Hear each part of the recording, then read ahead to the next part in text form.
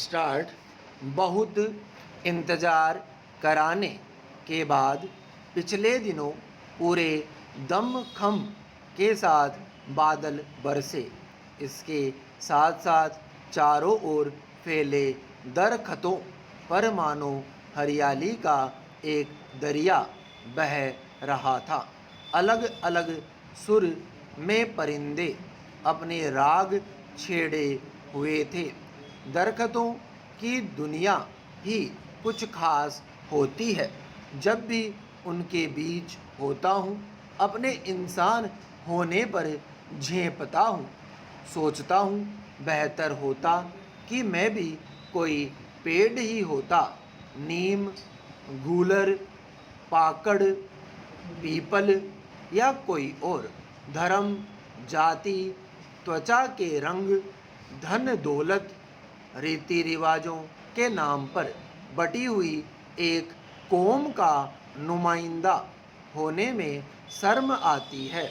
यहाँ तो कोई झगड़ा फसाद भी नहीं है।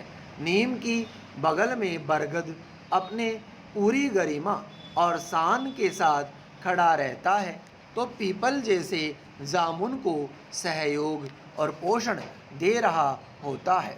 एक एक का नमन करने का जी करता है। एक अद्भुत व्यवस्था दिखती है प्रकृति में। न कोई द्वंद्व है, न होड़ और न कोई क्लेश। और जिस अर्थ में हम प्रेम को समझते हैं, उस अर्थ में प्रेम भी नहीं। अपनी तमाम बेचैनी और दुखों के साथ हमारे मानव समाज में इसका पूरा अभाव दिखता है। जहाँ सब कुछ प्रतिस्पर्धा पर आधारित है, बस प्रेम और खुशी के लिए कुछ नहीं होता। जब तक किसी की हार न हो जाए, कोई हमें देखकर ईर्ष्या का अनुभव न करे, हमें विजेता होने का एहसास न दिलाए, उस दिन सब फीका फीका सा लगता है। सवाल उठता है कि इस कुदरत का हिस्सा होते हुए भी क्या हम इससे बिल्कुल कट गए हैं? क्या इससे हम कुछ भी नहीं सीख पा रहे? उल्टे इनका विनाश करने में हृदय को बहुत ही कठोर और असंवेदनशील बनना पड़ता होगा। बड़े निर्मम हृदय वाले होते होंगे जो दरख्तों को काट डालते हैं। अस्तित्व उन्हें सद्बुद्धि दे। Para. The hidden life of trees, Peter Wohlleben की लिखी हुई एक मशहूर और प्यारी किताब है। मुख्य धारा के वैज्ञानिक इस किताब को लेखक के अवैज्ञानिक भावुक दिमाग की उपज बताते हैं, पर वे यह भूल जाते हैं कि हमारी उदास पृथ्वी को आज बुद्धिजीवी वैज्ञानिकों की तो ज़रूरत है ही, साथ ही हृदय जीवी स्वप्नदर्शियों और प्रेमियों की भी ज़रूरत है।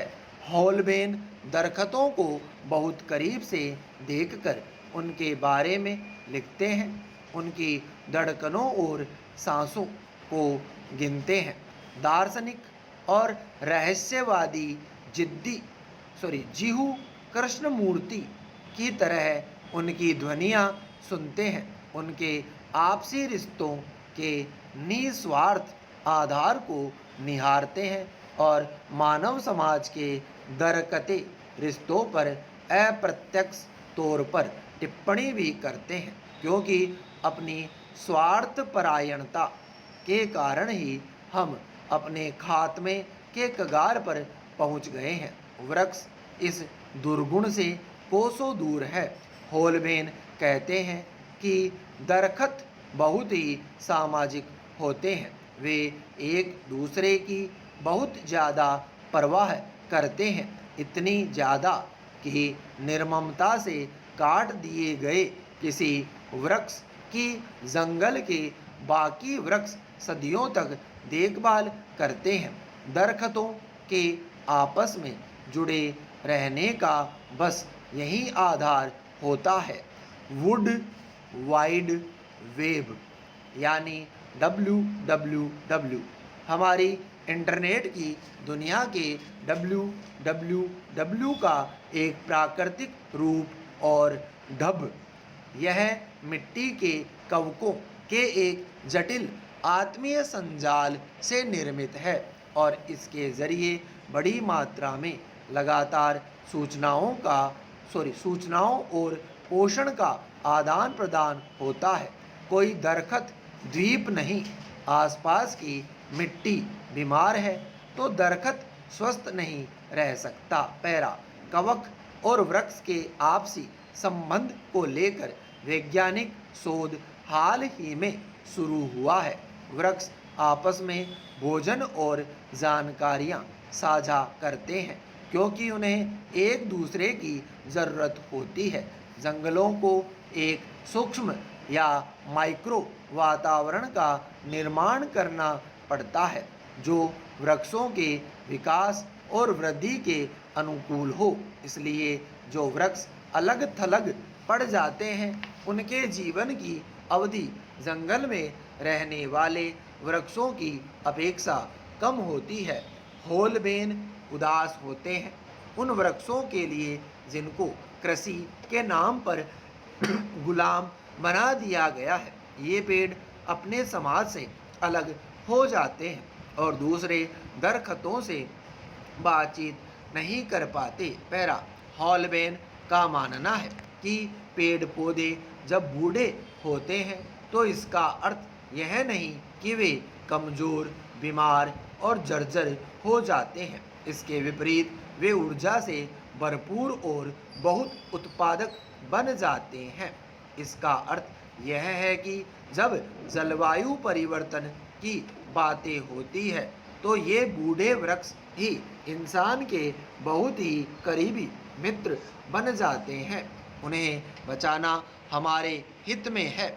उन्हें काटने की बात तो सोचनी भी नहीं चाहिए, पर हम तो खुद में इतना अधिक खोए हैं कि हमें दरख्तों की जिंदगियों में झांकने की फुर्सत भी नहीं मिलती। हमारे लिए जंगल अच्छे फर्नीचर, कागज और सैर सपाटे खूबसूरती का स्रोत है। वर्ड्सवर्थ की एक कविता की खूबसूरत पंक्तियाँ याद आती है। रोशनी में आगे बढ़कर सामने तो आओ, कुदरत को अपना शिक्षक तो बनने दो। इसे जीवन की सबसे कीमती सीख मानने में हम बहुत देर कर रहे हैं।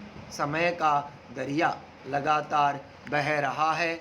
हमारे होश में आने से पहले कहीं सूख न जाए। विराम स्टॉप।